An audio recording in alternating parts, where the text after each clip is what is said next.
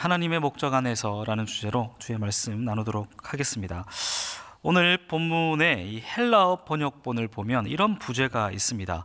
포로 상태에서 돌아와 성소가 지어지고 있었을 때 다윗의 시. 꽤 길죠. 이게 포로기 이후 때 불렸던 시인데, 이 시는 다윗의 시를 그 모티브로 하고 있다, 이런 의미가 되는 겁니다. 시편 96편은 역대상 16장의 이야기를 모티브로 하고 있는데요, 역대상 16장 1절을 보니까 이렇게 기록되어 있습니다. 하나님의 궤를 메고 들어가서 다윗이 그것을 위하여 친 장막 가운데 두고 번제와 화목제를 하나님께 드리니라. 그러니까 다윗이 다윗성을 세우고요, 하나님의 궤를 그 성에 두기 위해 메고 들어왔습니다. 그리고 그 이후에 예배하는 내용이 바로 오늘 이 16장 1절의 내용이다, 이렇게 이해하시면 됩니다. 그리고 이렇게 노래가 시작됩니다. 16장 23절 24절인데요 제가 한번 읽어드리도록 하겠습니다. 온 땅이여 여호와께 노래하며 그의 구원을 날마다 선포할지어다. 그의 영광을 모든 민족 중에, 그의 기이한 행적을 만민 중에 선포할지어다. 오늘 시편 본문을 한번 보면요, 시편 1절부터 3절까지 내용이 이렇습니다. 새 노래로 여호와께 노래하라. 온 땅이여 여호와께 노래할지어다. 여호와께 노래하여 그의 이름을 송축하며 그의 구원을 날마다 전파할지어다. 그의 영광을 백성들 가운데, 그의 기이한 행적을 만민 가운데 선포할지어다. 완전히 똑같지는 않죠. 역대상의 그 시와 완전히 같지는 않습니다. 근데 역대상 16장 23절부터 33절까지의 내용을 쭉 본다면, 이 시가 그 역대상의 이야기를 모티브로 이 본문이 구성되었구나 라는 부분들을 알 수 있을 겁니다. 근데 우리가 이런 질문 하나를 던질 수 있습니다. 왜 포로기 이후에 이스라엘 백성들은 이 다윗의 시를 모티브로 해서 이 시편을 예배 때마다 불렀는가? 이 포로기 이후의 이스라엘과 이 역대기 16장 다윗 시대의 이스라엘에는 사실 공통적인 특징이 있기 때문에 그렇습니다. 그게 뭐냐면 잃어버린 것을 되찾았다라는 거예요. 포로기 이후 귀환한 이스라엘 백성들은 그들의 땅을 되찾았습니다. 열왕기상 16장에는 잃어버린 언약궤가 마침내 원래 위치해야 되는 곳으로 돌아오게 된 거죠. 이 땅과 언약궤가 상징하는 건 뭐죠? 하나님과의 약속, 하나님과의 언약이에요. 하나님이 가나안 땅을 약속으로 주셨고 그 땅을 빼앗기게 됩니다. 그 땅을 빼앗기고 포로로 끌려갈 때 하나님이 약속한 게 있는데, 그게 뭐냐면 예레미야를 통해, 이사야를 통해, 에스겔을 통해 회복을 약속하셨습니다. 너희가 언제는 회복될 거야, 이 이야기를 하셨던 거예요. 그리고 포로기 이후의 백성들은 마침내 잃어버린 그 하나님과의 약속이 이루어졌던 겁니다. 다윗과 이스라엘 백성에게도 이 언약궤라는 것은 비슷한 의미가 있습니다. 언약궤를 다시 찾는 것은 여전히 이 하나님과의 언약이 우리와 유효하구나, 이런 것들을 깨닫게 되는 거죠. 이 모세의 이야기를 잠깐 해보면, 모세가 시내산에 첫 번째로 등정을 합니다.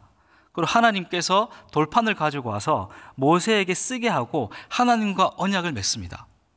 모세가 그 두 돌판을 가지고 이제 이스라엘 진영으로 산 아래로 내려오는데 이상한 소리가 들리는 거예요. 이스라엘 백성들이 황금 송아지를 만들어서 그 금 송아지를 섬기고 있는 광경을 보게 됩니다. 그때 모세가 어떻게 합니까? 이 두 돌판을 어떻게 하죠? 던져버립니다. 모세가 성격이 더러워서 아주 성격이 불같아가지고 이걸 던진 게 아니고요, 언약이 깨어졌다라는 표시입니다. 하나님과의 언약이 이제는 깨어졌구나, 우리는 다 죽었구나, 그런 분노와 안타까움의 마음이 이 던지는 것으로 표현된 거죠. 그리고 어떻게 합니까? 그 다음 장을 보면 모세가 골방에 들어가서 하나님 기도합니다. 어떻게 기도하냐면, 하나님 나를 죽여주시고 저 백성을 하나님 백성 삼아주세요, 이렇게 기도를 합니다. 그리고 하나님께서 다시 모세를 부릅니다. 그게 시내산 2차 등정이죠. 돌판을 가져오라고 얘기를 합니다. 두 돌판을 가져가서 하나님께서 다시금 이스라엘 백성과 언약을 맺습니다. 그때 하나님 뭐라 그러시냐면 이 백성은 내 백성이다 이렇게 얘기를 합니다. 언약궤가 주는 의미가 뭡니까? 하나님의 백성이라는 증표죠. 이스라엘 백성들은 이 시대에 그것을 잃어버렸던 겁니다. 다윗 시대에 그것을 되찾아왔다는 것은 여전히 이 언약이 다윗 왕과 함께 있으며 이스라엘이 여전히 하나님 나라의 백성이다라는 것을 보여주는, 유효하다라는 것을 보여주는 것과 동일하다는 거죠. 그래서 이 두 시기가 동일하게 공통적인 부분들이 있다면 잃어버린 것을 다시 찾은 시대, 잃어버린 것을 다시 얻은 시대, 하나님과의 언약이 여전히 유효하다라는 것을 깨닫는 시대, 하나님의 백성으로서의 위치를 회복한 시대라고 볼 수가 있는 겁니다. 그래서 이 시의 내용을 살펴보면 흔하디 흔한 그런 말씀의 내용 같아요. 근데 오늘 이 본문을 쭉 살펴보면 사실은 복음의 본질에 더 집중하고 있다는 것을 알 수 있습니다. 시대를 관통해서 공동체에 가장 필요한 말씀, 가장 중요한 말씀을 이 노래에 담았다, 이 시에 담았다 이렇게 볼 수가 있는 겁니다. 그렇기 때문에요, 이 시는 선교적 의미를 가지고 있습니다. 이렇게 생각을 합니다. 갑자기 무슨 뜬금없는 선교적 의미냐? 하나님의 선교에 대한 올바른 우리가 이해가 있다면 오늘 본문이 얼마나 선교적인지, 그 선교적 메시지를 함의하고 있는지를 알 수 있을 겁니다. 여러분 기억하시겠지만 지난 특세 때 담임 목사님이 이 선교라는 말인 이 미시오라는 단어에는 보내다라는 의미뿐 아니라 목적이라는 의미도 포함되어 있다, 이런 이야기를 하셨습니다. 기억나시죠? 선교라는 말은 단순히 보내다, 우리가 가서 하는 어떤 전도 활동 여기에만 국한되어 있는 것이 아니라 그 의미를 넘어서서 하나님의 목적이라는 의미가 있습니다. 그럼 하나님의 목적은 뭡니까? 하나님의 선교는 어떻게 이루어집니까? 하나님의 선교의 최종적 지향점은 어디에 있습니까? 이사야 43장 21절에 그 모습이 있는데요, 이렇습니다. 이 백성은 내가 나를 위하여 지었나니 나를 찬송하게 하려 함이니라. 하나님의 백성이 하나님을 찬송하게 하는 것, 그래서 하나님의 통치가 전 우주적으로 확대되는 것, 그게 바로 하나님의 목적입니다. 그걸 우리는 다른 말로 하나님의 선교라고 얘기를 해요. 하나님의 선교 이야기는 하나님이 우리를 그의 나라에 초대해서 하나님의 백성 되게 하신 그 이야기입니다. 믿으십니까? 아브라함 언약을 한번 생각해 보시죠. 아브라함이 하나님과 처음으로 언약을 맺었던 그 광경을 한번 생각을 해봅시다.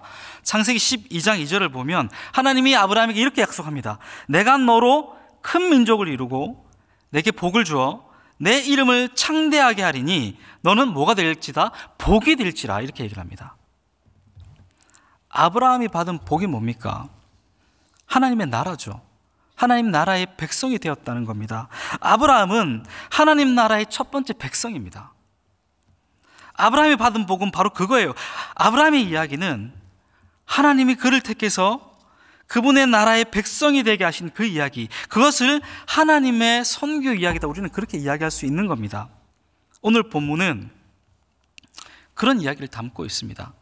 하나님이 그의 백성을 부르셨고요, 하나님 백성이 하나님을 찬양하는 이야기, 그래서 이사야 43장 21절의 내용이 실현되는, 그리고 그 교훈을 우리에게 주고 있는 복음의 본질을 담고 있습니다.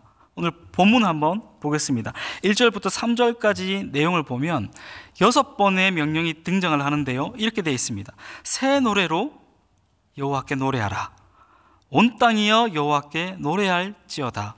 여호와께 노래하여 그 이름을 송축하며 그의 구원을 전파할지어다. 그의 기이한 행적인 만민 가운데 선포할지어다. 6번의 명령이 쭉 등장합니다. 뭐라고 되어 있습니까? 노래하라, 노래하라, 노래하라, 송축하라, 전파하라, 선포하라. 히브리시에서 명령문이라는 것은 특히 이렇게 6번이나 반복되고 4번의 이야기가 동일하게 반복되지 않습니까? 노래하라, 노래하라, 노래하라, 송축하라. 이렇게 반복되는 명령문은 해도 되고 안 해도 되는 그런 게 아닙니다. 이건 당일성입니다. 하나님 나라의 백성이라면 반드시 해야 되는 것, 하나님 나라의 백성이라면 할 수밖에 없는 것, 하나님 나라의 백성의 정체성을 담고 있는 것이 바로 이 이야기입니다. 우린 사람이기 때문에 호흡을 해야 되죠. 그리고 밥을 먹어야 됩니다. 이게 너무나 당연한 이치죠. 이걸 하지 않으면 어떻게 됩니까? 죽습니다. 호흡하지 않고 밥 먹지 않으면 죽습니다. 사람 다 마찬가지예요. 우리가 호흡하는 것과 밥 먹는 것 같이 하나님 나라의 백성이 하나님을 찬양하고 하는 거 하지 않으면 어떻게 됩니까? 그건 더 이상 하나님 나라의 백성이 아니게 되는 거죠. 이건 당위성입니다. 그 4절부터 6절까지 구체적인 그 찬송의 내용, 찬송의 이유가 담겨져 있는데 이렇게 되어 있습니다. 여호와는 위대하시니 지극히 찬양할 것이요 모든 신들보다 경외할 것이며 만국의 모든 신들은 우상들이지만 여호와께서는 하늘을 지으셨음이로다. 존귀와 위엄이 그의 앞에 있으며 능력과 아름다움이 그의 성소에 있도다. 하나님을 찬송해야 되는데 그 찬송해야 되는 이유와 의미가 담겨져 있습니다. 만국의 모든 신들은 다 우상인데 여호와께서는 하늘을 지으신 존귀와 위엄과 능력과 아름다운 분이라는 그 의미가 담겨져 있는 거죠. 하나님을 올바르게 찬양한다는 것은 뭡니까? 어떻게 해야지 하나님을 올바르게 예배하는 것이죠? 어떻게 해야 하나님께 올바르게 찬양할 수 있는 겁니까? 우리가 이 자리에 지금 와 있지만 우리는 어떤 모습으로 예배를 드려야 온전한 예배입니까? 오늘 이 본문에 그 의미가 담겨져 있는데 이렇게 되어 있습니다. 우상을 제거해라. 수많은 우상들이 우리 가운데 있습니다. 그렇지 않습니까? 그게 돈이 될 수도 있고요, 명예가 될 수도 있고 여러 가지가 될 수도 있습니다. 가족이 될 수도 있고 참 좋은 것들이 많은데 그것들이 하나님보다 지나치게 사랑하게 되면 그것 자체가 우상이 됩니다. 근데 참 희한하게도요, 우리가 예배 드릴 때 그 우리 안에 있는 수많은 우상들이 있다는 것을 우리는 알게 됩니다. 왜냐하면 우리는 때때로 우상을 위해 기도할 때가 참 많거든요. 돈, 명예, 권력, 굉장히 그 좋은 것들, 그 많은 좋은 것들을 바라며 하나님께 이렇게 기도합니다. 그걸 더 달라고. 내가 지금 그게 부족하니까 그것 주시라고. 그럼 내 문제가 해결된다고 우리는 기도합니다. 내가 지금 이 돈이 없어서 너무 힘든데 그 돈이 채워지면 이 문제가 해결될 것 같습니다.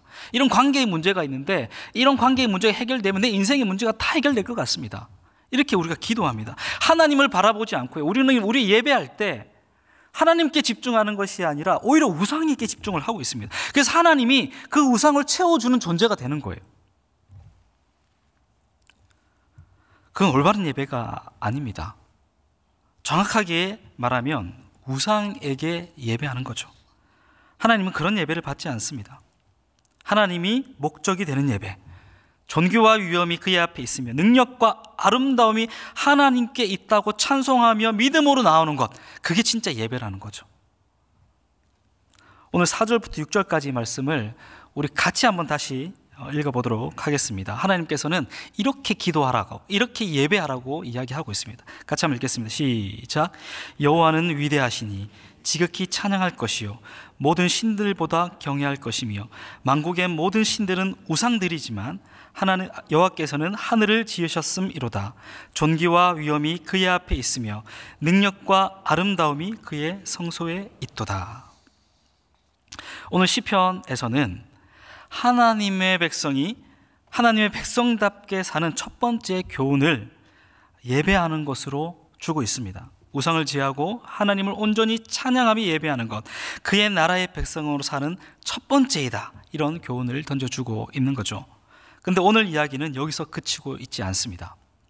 2절 3절 말씀을 보면 다시 보면 이렇습니다. 그의 구원을 날마다 전파할지어다. 그의 영광을 백성 가운데, 그의 기이한 행적을 만민 가운데 선포할지어다. 이 시편의 두 번째 교훈은 바로 이 말씀 가운데 담겨져 있습니다. 우리가 다시 한번 이 아브라함의 이야기를 한번 생각해 봅시다. 하나님은 아브라함에게 복이 될지라 이렇게 선포하시고 창세기 12장 3절을 보니까 이렇게 말씀하십니다. 너를 축복하는 자에게 내가 복을 내리고 너를 저주하는 자에게는 내가 저주하리니 땅의 모든 족속이 너로 말미암아 복을 얻을 것이라 하신지라. 아멘. 하나님은 아브라함을 통해서 위대한 계획을 세우는데 땅의 모든 족속이 아브라함, 즉 하나님의 나라를 통해서 하나님의 나라를 얻게 될 것이다, 이렇게 이야기를 하는 거예요. 여기에 바로 선교적 의미가 담겨져 있는 겁니다.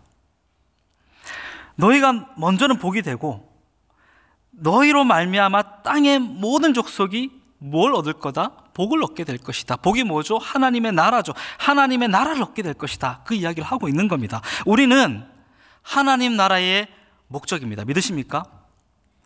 하나님의 선교의 목적이 우리 가운데 있습니다. 그래서 하나님 우리 가운데 교회를 허락하신 거고요. 이 교회 공동체를 통해서 하나님 나라가 완성되기를 원하시는 겁니다. 근데 거기에 멈추는 게 아니라 하나님은 또한 우리를 통해서 그 나라가 확장되어 나가는 것을 원하십니다.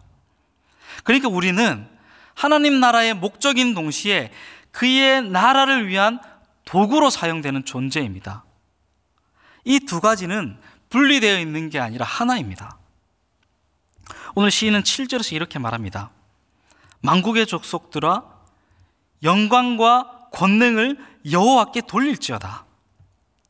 이제 이 시인의 간구는 이스라엘에게만 머물러 있지 않아요. 이제는 이스라엘을 통해 그 복이 흘러가기를 원합니다. 그래서 이렇게 외칩니다. 여호와의 이름에 합당한 영광을 그에게 돌릴지어다. 예물을 들고 그의 궁정에 들어갈지어다. 아름답고 거룩한 것으로 여호와께 예배할지어다. 온 땅이여 그 앞에 떨지어다. 이렇게 선포하고 있는 겁니다. 누굴 통해서요? 이스라엘을 통해서. 그리고 13절의 마지막으로 이렇게 경고하죠. 그가 임하시되 땅을 심판하러 임하실 것임이라. 그가 의로 세계를 심판하시며 그의 진실하심으로 백성을 심판하시리로다. 디모데전서 2장 4절을 보면 이런 말씀이 있습니다. 하나님은 모든 사람이 구원을 받으며 진리를 아는 데에 이르기를 원하시느니라. 하나님은 이 모든 이야기가 하나님의 백성들로부터 선포되기를 원해요. 다시 이야기하지만 그래서 우리는 하나님의 목적인 동시에 하나님의 수단이 되는 겁니다.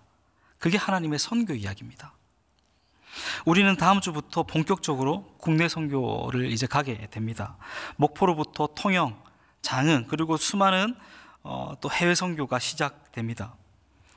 우리의 선교는 우리가 전파하고 우리가 선포하는 그 모든 내용들은 선택사항이 아닙니다. 우리가 이 하나님의 선교 이야기에 초대되었다는 것은 복이 되었다는 것과 복의 통로가 되었다는 동시에 두 가지 이야기가 존재하는 겁니다. 이 두 가지는 하나입니다. 오늘 이 시를 쭉 읽어보면요, 하나님을 찬양하는 것이 있지만 그것으로 그치는 것이 아니라 그 찬양하는 것이 이제 열방으로 확대되어야 된다고 얘기를 하고 있습니다. 시라는 장르는 단순히 아름답구나로 그치는 게 아닙니다. 히브리의 시들은 모두 다 교훈적입니다. 그 안에 교훈을 담고 있고 복음의 본질을 담고 있습니다.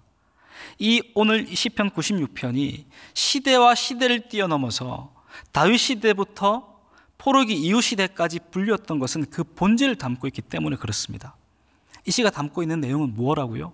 너희가 하나님의 백성이 되었기 때문에 하나님을 올바르게 찬양하는 것, 그리고 이제 그 찬양이 너희로만 그치는 것이 아니라 열방으로 확대되어 모든 열방이 하나님을 찬양하게 하는 것, 그 두 가지의 의미가 오늘 이 시편 가운데 담겨져 있습니다.